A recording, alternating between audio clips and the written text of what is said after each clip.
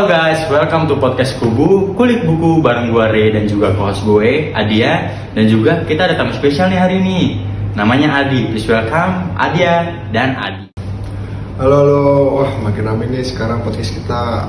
Siap-siap di talk santai ya. Karena hari ini kita bakal bahas 3 buku yang asik. Halo semua, mantep nih akhirnya aku bisa ikutan di podcast ini. Gue udah gak sabar bahas buku gue. Yoi, jadi hari ini kita bakal bahas 3 buku kece. Yang pertama itu Philosophy Teras dari karya Henry Manampiring, dan juga The Psychology of Money karya Morgan Housel. Kemudian yang buku ketiga itu sebuah seni untuk bersikap bodo amat. Itu karyanya Mark Manson. Pas banget nih buat kita yang butuh banget pencerahan di tengah-tengah chaos yang kehidupan ini. Oke, deal? Deal banget. Alright, seperti biasa kita mulai dulu dari buku yang pertama, yaitu Philosophy Teras. Gaskan. Jadi guys, Philosophy Teras ini ngejelasin tentang filsuf Stoa atau dari Romawi kuno itu, tapi dibikin dengan bahasa kekinian. Jadi intinya itu stop overthinking dan fokus ke hal-hal yang bisa kita kontrol aja. Oh, misalnya gimana ya, Ray?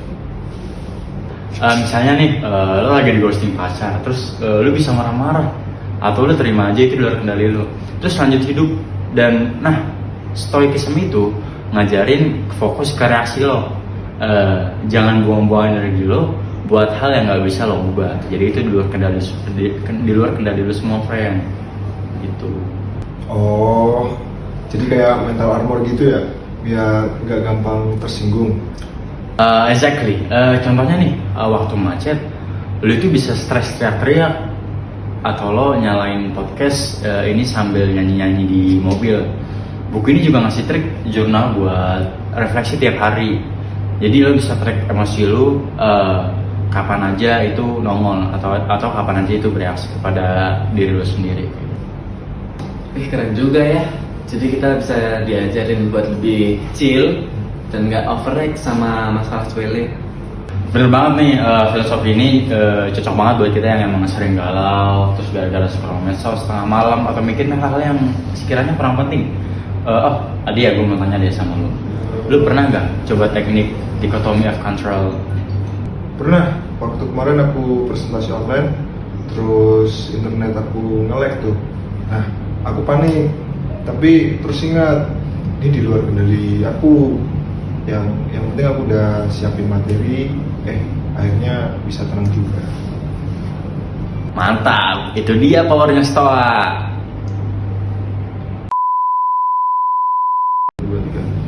Nah, sekarang di buku aku nih, buku Psychology of Money.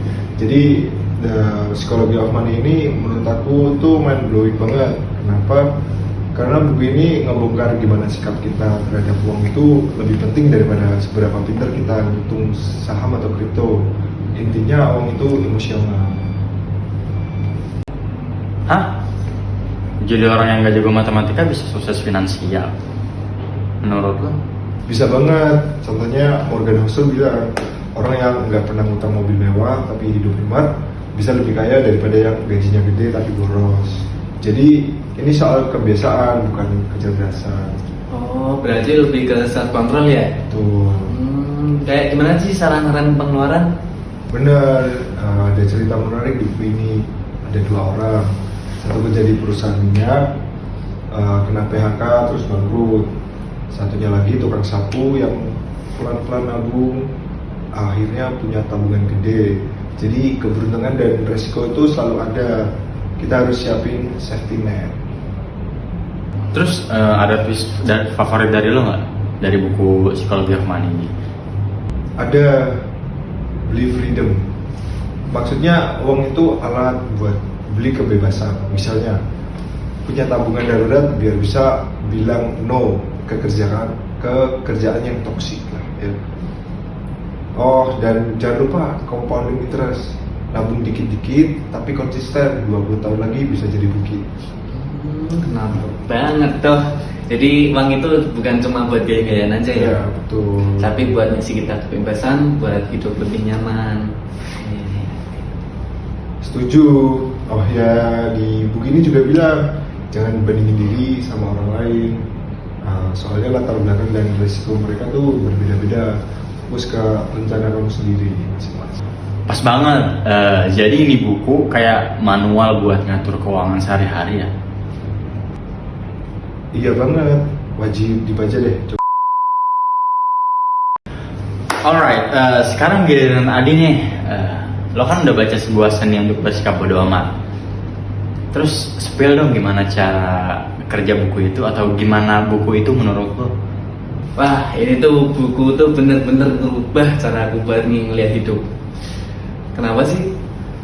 Jadi tuh sebuah seni untuk bersikap bodo amat, ngajarin kita buat gak terlalu peduli sama hal-hal yang gak penting sebenarnya.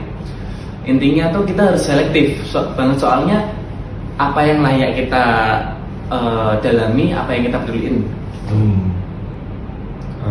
Enggak, emangnya kita harus bodo amat sama semua hal gitu ya? Oh enggak, justru Mark Manson bilang kita tuh harus selektif. Selektifnya tentang bodo amat. Misalnya, lo nggak perlu peduli sama komentar receh di media sosial, tapi lo harus peduli sama kesehatan mental lo, hubungan sama keluarga, atau tujuan hidup lo. Jadi fokuslah ke hal-hal yang beneran penting di hidupmu. Oh, jadi bukan bodo amat yang salah-salahnya, tapi lebih ke bikin prioritas apa yang penting buat diri kita gitu. Apa gimana? Ya, benar banget. Ada satu konsep keren di buku ini yang gue suka. Masalah itu nggak ada habisnya. Jadi kamu tuh mending pilih masalah yang kamu bisa perjuangin. Artinya hidup ini memang penuh masalah, tapi kita harus bijak milih mana yang worth it buat apa yang buat dihadapi gitu. Oh, dalam banget itu ya. Benar. Jadi lebih ke menerima hidup apa adanya, nggak usah terlalu ngepus diri buat jadi yang sempurna. Benar banget.